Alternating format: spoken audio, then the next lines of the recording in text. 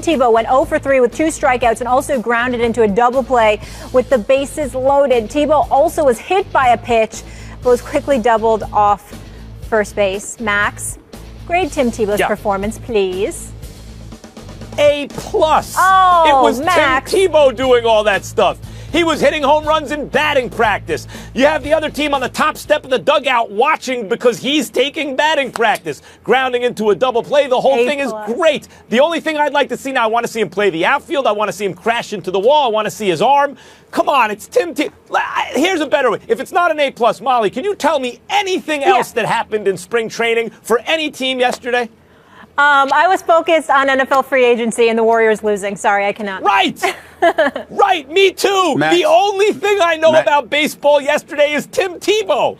That's fair. Max. Yes. Max. Yes. Max's ridiculous explanation requires two things. Either he needs to be drug tested, or he's somebody that's a closet Cowboys fan because he's clearly concerned with the hype and nothing of substance whatsoever. I would, however, give Tim Tebow a C. I would not give him a failing grade. I thought he got hosed on that first strikeout. That third strike was not a strike. That was low and outside. He didn't deserve it. Then he grounds into the double play. A dude that grounds into a double play gets a standing ovation and high fives from his teammates. I guess because he brought the runner from third home. He wasn't awful. He made contact. I give him credit for that. But in the end of the day, his bat speed looked slow. He has a long way to go. Clearly doesn't belong at a major league level. But I was happy for him. He seems to be improving, and I give him credit for that. I give him a C. Yeah, it's hard not to root for him. When Stephen A. Smith gives Tim Tebow a C, you know it was an A+. Max, all I know is I wish you were my teacher. He is your friend. It's officially NFL free agency season, and there are plenty of big names ready to offer their services for 2017. We have 2 quarterbacks looking for a new start in Tony Romo and Colin Kaepernick, 1 game-changing wideout in Alshon Jeffrey, and oh yes, some guy named Adrian Peterson. On that note, for more on NFL free agency, joining us now is the insider of all insiders, one Adam Schefter. Good morning, Molly. Good morning. Thank you so much for being with us. How you doing? On this crazy day. I'm fantastic. I love today. Where's Stephen A. and Max? They are in New York. And New York right here. Got stuff to do. In your got city. Stuff to do, They're Adam. big time, Adam, like you. Adam, let's get right to it. Biggest surprise thus far in this free agent signings. What would you classify it as, sir? Stephen A., we're in the middle of the day, and we've got a long way to go, and I think we're going to get plenty of surprises as the day goes on. But I think the fact that the New England Patriots jump into free agency, which you don't ordinarily see, and take the division rival cornerback Stephon Gilmore off the Buffalo Bills, assuming there are no snags in those negotiations here this afternoon. Stephon Gilmore becomes a New England Patriot. We've got Malcolm Butler on that 1-year deal that he has not signed yet, and our Diana Rossini has mentioned the fact that the Patriots could entertain an offer of trading Malcolm Butler to New Orleans for Brandon Cooks, and so the Patriots are wheeling and dealing. Keep in mind, they've already traded a 4th-round pick for Dwayne Allen, the tight end, and a 6th-round pick. They have gone out here and acquired Stephon Gilmore. They have put Malcolm Butler in play. And so the team that's coming off a Super Bowl victory is acting as if they've never won a Super Bowl, and they're making aggressive bold moves. Active in the draft, typically the Patriots.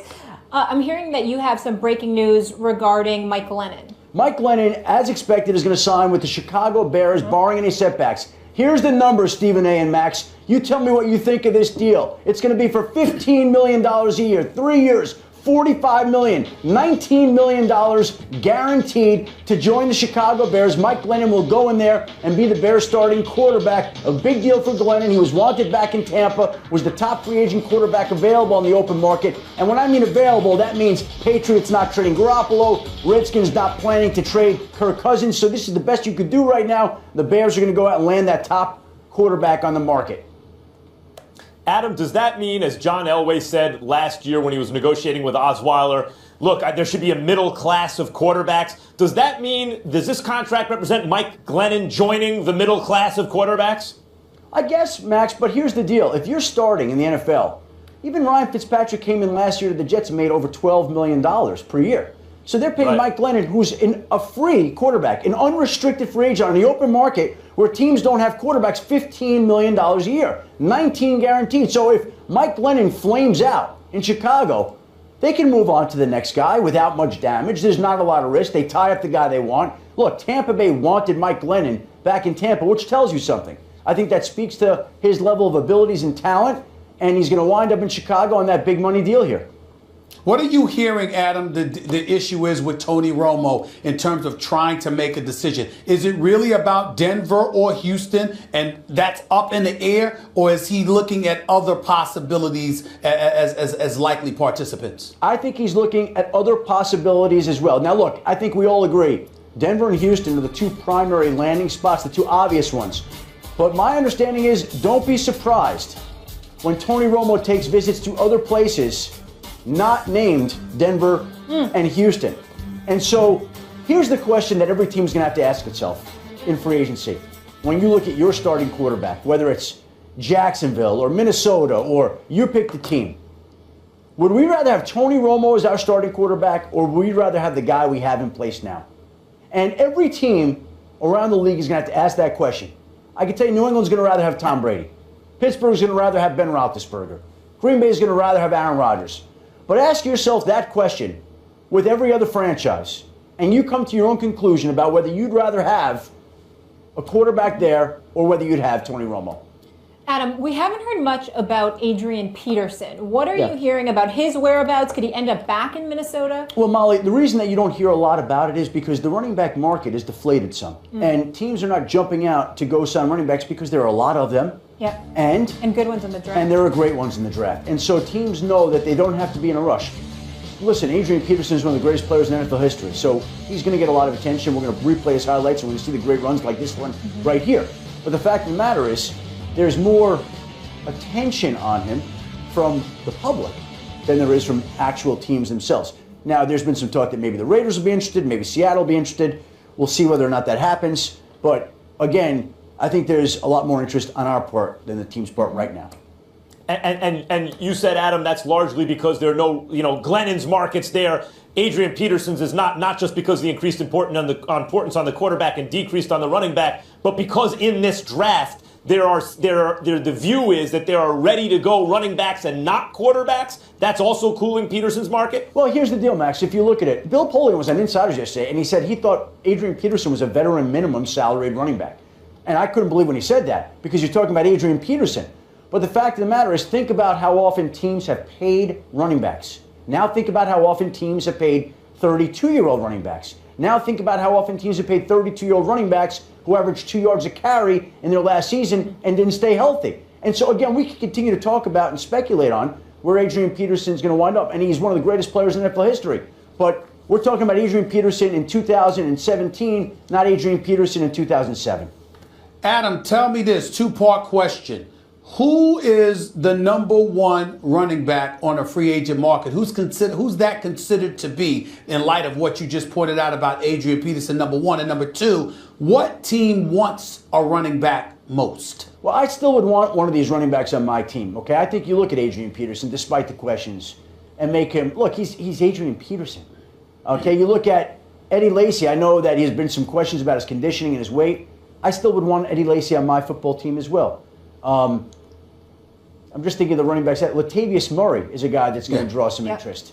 The Seahawks could use a running back. The Giants could use a running back. The Vikings could use a running back. The Lions could use a running back. But again, also, as we referred to, the draft, it's one of the deepest drafts in years in running backs. And you can go get a running back in the draft, 4 years, $3 million on the total contract, which might be less than you pay one of these guys for this upcoming season.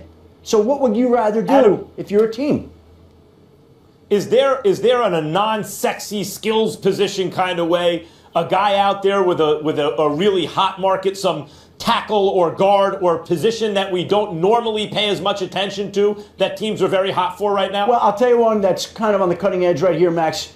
Basically, Kevin Zeitler, the Bengals offensive line. The Bengals already have lost Andrew Whitworth to the Los Angeles Rams.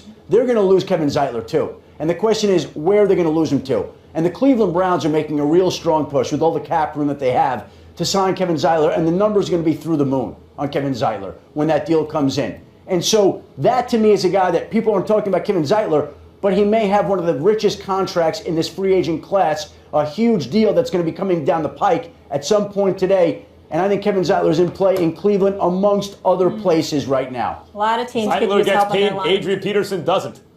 Yeah. We'll see. Offensive line, we know how important that is. Adam, before we let you go, Darrelle Revis, obviously one of the best of his position in the back nine of his career now. Is there much interest for him? I'm told that there is interest, but here's the thing. The Jets owe him $6 million for this season, which is offset. So you have to find a team out there that's willing to pay him, let's just say, if we're going to have a standard contract, $7 million for Darrelle Revis to make $1 million this year because the Jets are paying him $6 million. Yeah. So if they want to pay him $7 million, Jets pay $6 million, Team X plays the additional $1 million. Now, it's up to him, and nobody's been better at this, to think creatively outside the box. And I've seen players do this in the past. Andre Johnson last year comes to mind where there was offset. And so what he did was he came up with a basic salary for last year and then included guaranteed money the following year. So if Darrelle Revis is going to think outside the box, which he's been an incredibly shrewd businessman when it comes to NFL business negotiations, what you do is you come up with a 2-year deal, you pay yourself $1 million this year, and then you guarantee whatever you think you're willing to pay for next year. Now, the interest, I'm told, there's some divided opinions, to say the least. And again, that's one of those names that's bigger to us than it is to teams right now. Your gut he'll play next year? Yeah, I think he plays next year. I do think he plays next year. A wealth of knowledge as always. Go check your phones. Thank you so much for all the updates. Follow Adam on Twitter. And of course, make sure to catch him on part of our free agency special. That's starting at 2 p.m. Eastern. You can see it also streaming live on the Watch ESPN